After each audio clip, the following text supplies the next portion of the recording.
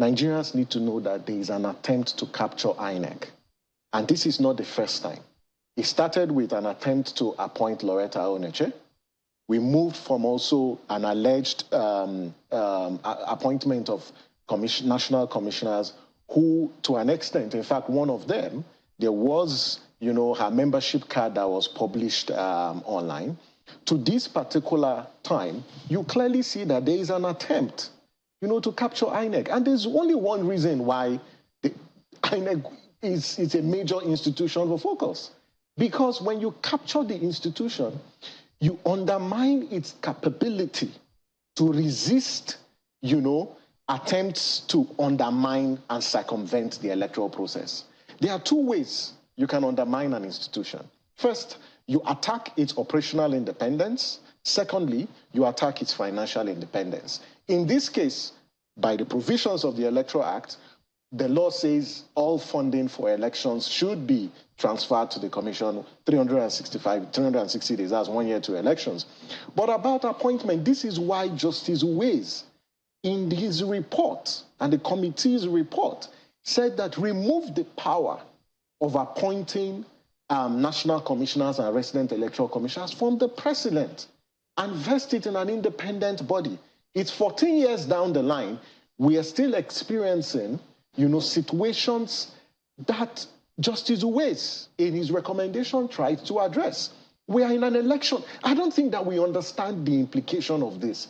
We are 179 days to the 2023 elections. Recs have not been confirmed. And not just confirmed, you've now appointed people who have partisan leanings. And this is why the National Assembly, the Senate in particular, needs to rise to the occasion to resist and protect the independence of INEC by rejecting these nominees and asking the president to renominate. On that list, you can clearly see they have partisan leanings. The fundamental question is who even recommended and appointed these people in the first place? How did they make it into the list? There are actions that need to be taken before you even get to that point. There's a lot of security screening that needs to be taken. And this is where, the Senate, has a role to play. But are you optimistic that the Senate will do just as you request? Because you recall that in the case of Loretta Onoche, she wasn't denied just because she was a card-carrying member of the APC. It was because there was someone else from her state that was already a rec. So how are you expecting that the Senate would do this? And is it as simple as you say, because you expect that the Senate will carry out its own investigation, of course?